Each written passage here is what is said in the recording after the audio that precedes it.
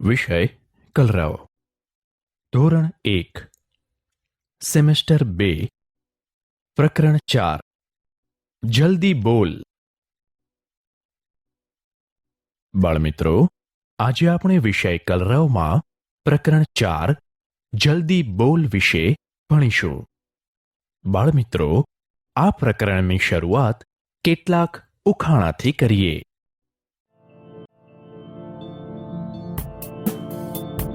જલ્દી બોલ, શું છે લાંબુ, શું છે ગોળ. જલ્દી બોલ, શું છે લાંબુ, શું છે ગોળ. આનો ઉત્તર આપો તો. કેળું અને નારંગી. ખૂબ સરસ. જલ્દી બોલ, શું છે લીલું, શું છે લાલ. જલ્દી બોલ, શું છે લીલું, શું છે લાલ. ટામેટું અને મરચું. માથે પહેરે લીલી ટોપી, નીચે લાંબા કે ગોળ. શાકભાજીમાં શોભે કાયમ, ખાવામાં રાખો જોડ. રીંગણ.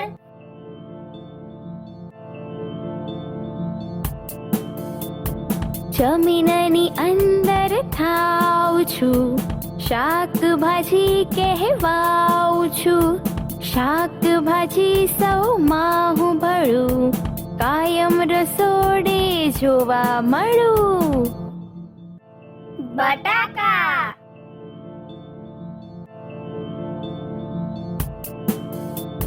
છાલ ઉતારી ખાવા મળે, મને ખાવામાં મજા પડે.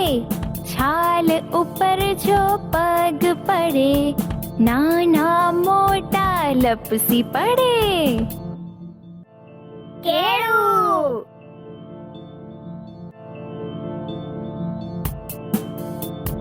ગોળ હું, લાલ હું, છોકરાને ભાવું હું બહુ.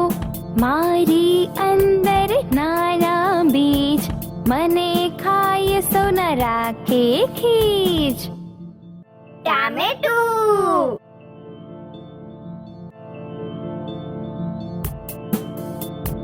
લાંબુ લીલું છું, લાલ તીખું છું. લીલું હો કે લાલ હો, છતાં કાયમ તીખું કહેવાઉં. મરચું.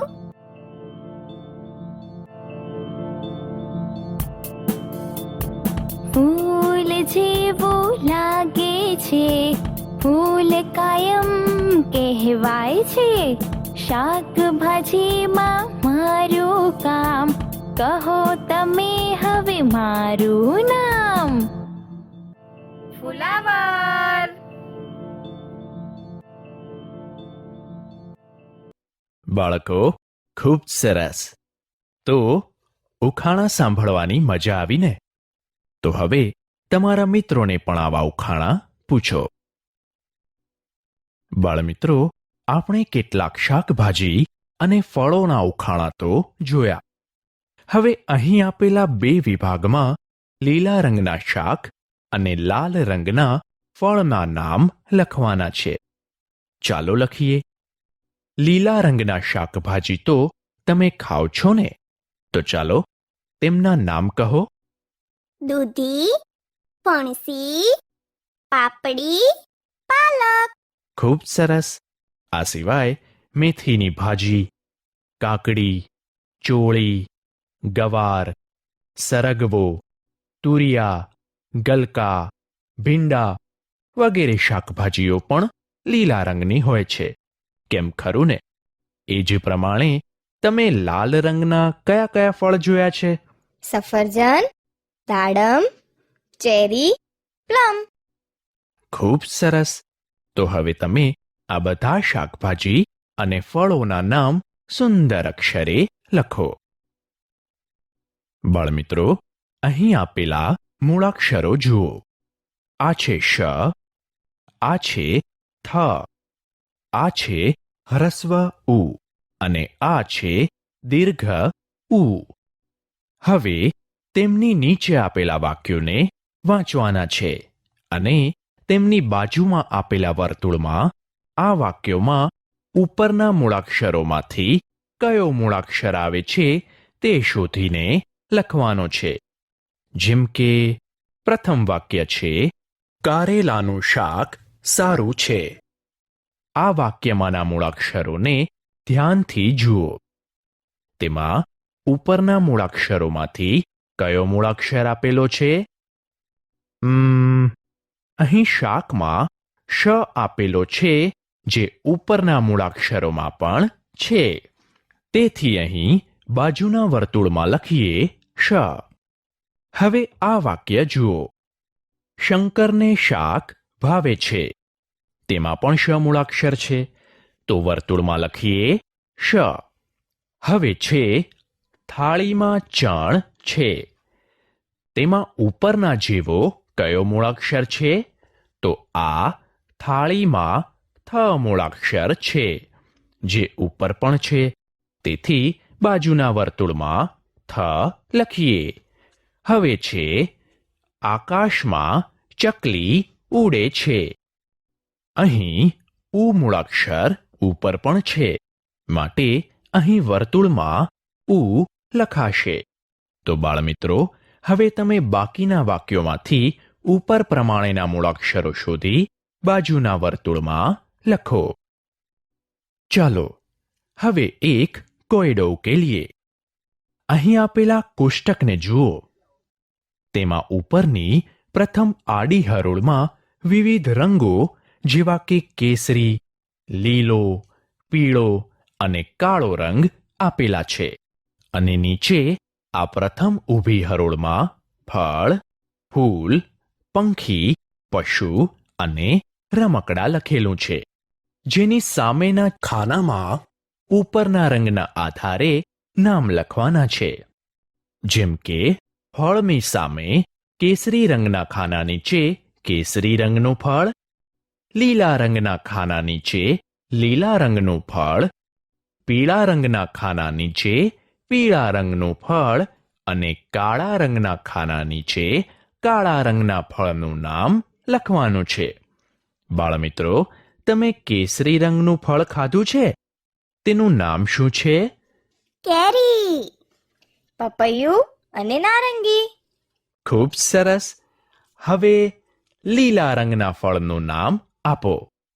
જામફળ, નાસપતી, સીતાફળ અને બોર. શાબાશ. હવે પીળા રંગના ફળનું નામ આપો. કેળું, મોસંબી, પાઇનેપલ. અને પાકી કેરી પણ પીળી હોય છે, કેમ ખરું ને? હવે કાળા રંગનું ફળ કહો તો. જાંબુ. પ્લમ પણ કાળા રંગના હોય છે, ખરું ને? હવે ફૂલોની વાત કરીએ તો કયું ફૂલ કેસરી રંગનું હોય છે? કેસુડાનું. ખૂબ સરસ. તો હવે આ રીતે તમે લીલા, પીળા અને કાળા રંગના ફૂલના નામ લખો. હવે પંખીની વાત કરીએ તો કયા રંગનું પંખી લીલા રંગનું હોય છે? પોપટ. એકદમ સાચું. હવે તમે બાકીના રંગોના પક્ષીના નામ લખો. તે જ પ્રમાણે તમે પશુઓના પણ નામ લખો. હવે છેલ્લા ખાનામાં રંગો પ્રમાણે રમકડાના નામ લખવાના છે. તો હવે તમારી પાસે જે રંગના રમકડા હોય તે રંગના ખાનામાં તે રમકડાના નામ લખો. બાળમિત્રો, અહીં મૂળાક્ષરો શ, થ, ઉ અને ઉ લખેલા ખાનાઓની સામેના ખાનામાં વિવિધ અંકો લખેલા છે.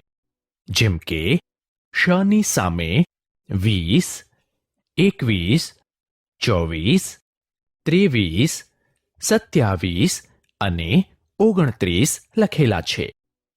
હવે નીચેના નાના ખાનાઓમાં પણ આ મૂળાક્ષરો શ, થ, ઉ અને ઉ લખેલા છે અને તેમાં શની સામે એક લખેલ છે. આવું શા માટે?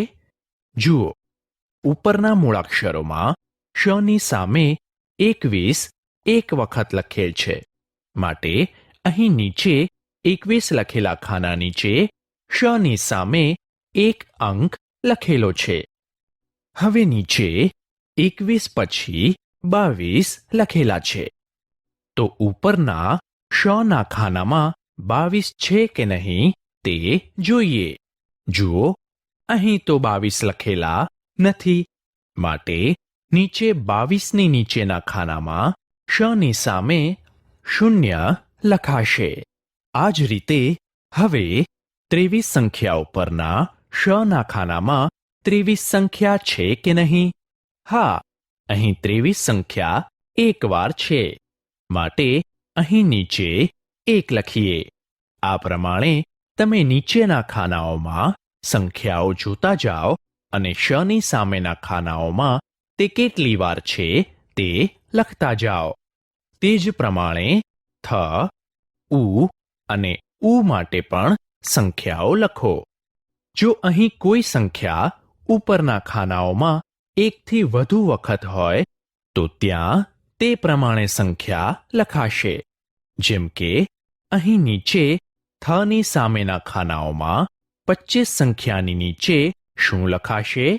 તો જુઓ, ઉપર થની સામે 25 સંખ્યા, આ 1 અને આ 2 એમ કુલ 2 વાર છે, માટે અહીં નીચે થની સામે 25ના ખાના નીચે 2 લખાશે. તો હવે તો તમે આ પ્રમાણે બાકીનું કોષ્ટક પૂર્ણ કરી શકશો ને? બાળમિત્રો, અહીં નીચેના કોષ્ટકમાં 28, 29 અને 30 સંખ્યાઓ આપેલી નથી, તેથી તે સંખ્યાઓને ગણતરીમાં લેવાની નથી. બાળમિત્રો, ચાલો હવે અહીં આપેલા કેટલાક શબ્દોનું વાંચન કરીએ. હાથ, ષણ, થડ, ઊન, શરત, ઊંચાઈ, ઉપર, શહેર, શનિવાર, શરણાઈ, છાશ, ઉતાવળ. તો હવે તમે પણ આ બધા શબ્દોનું વાંચન જાતે કરો.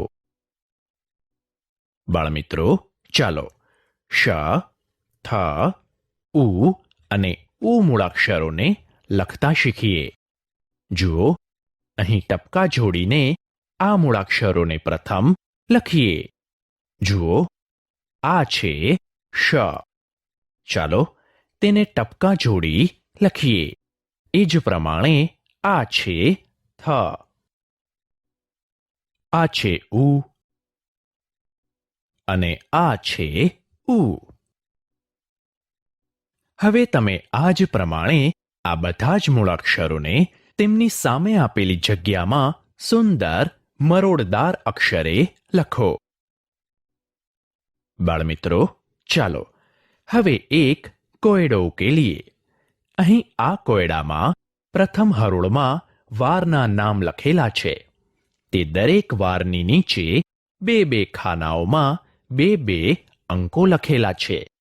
જેમ કે સોમવારની નીચે અંક 4 અને 11, મંગળવારની નીચે 5 અને 12, બુધવારની નીચે 6 અને 13, ગુરુવારની નીચે 7 અને 14, શુક્રવારની નીચે 8 અને 15, શનિવારની નીચે 9 અને 16 અને છેલ્લે રવિવારની નીચે 10 અને 17 લખેલા છે. હવે અહીં નીચે આપેલા સરવાળા અને બાદબાકીના દાખલા ગણવાના છે. તે દરેકના જવાબમાં જે સંખ્યા આવતી હોય તે સંખ્યા ઉપરના કોષ્ટકમાંથી શોધી જોવાનું છે કે તે સંખ્યા કયા વારના ખાનામાં આવે છે. ત્યારબાદ સરવાળા બાદબાકીના જવાબમાં તે વારનું નામ લખવાનું છે. જેમ કે અહીં ઉદાહરણમાં દર્શાવ્યું છે તે મુજબ 8+3 નો જવાબ સોમવાર લખેલો છે, કારણ કે 8+3 બરાબર 11 થાય, જે ઉપરના કોષ્ટકમાં સોમવારના ખાના નીચે લખેલા છે. માટે જવાબમાં 11 સંખ્યાને બદલે તે વારનું નામ સોમવાર લખેલું છે.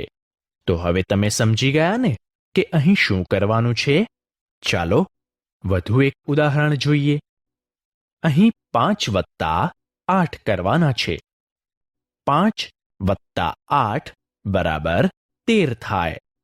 હવે ઉપરના કોષ્ટકમાં 13 કયા વારની નીચે લખેલા છે તે શોધો. જુઓ, આ રહ્યા 13, જે બુધવારના ખાના નીચે છે. માટે 5+8 બરાબર બુધવાર લખાશે. ચાલો હવે બાદબાકીના દાખલા જોઈએ. અહીં 9-3 કરવાના છે. 9-3 બરાબર 6 થાય. હવે ઉપરના કોષ્ટકમાં જુઓ કે 6 અંક કયા વારની નીચે લખેલો છે. જુઓ, 6 અંક બુધવારની નીચે છે. માટે 9-3 બરાબર બુધવાર લખીશું. વધુ એક ઉદાહરણ જોઈએ. 7-2. 7-2 બરાબર 5 થાય અને 5 મંગળવારના ખાના નીચે છે. માટે 7-2 બરાબર મંગળવાર લખીશું. તો હવે તમે આ જ પ્રમાણે બાકીના દાખલા ગણો અને જવાબ રૂપે જે તે વારના નામ ખાલી ખાનામાં લખો.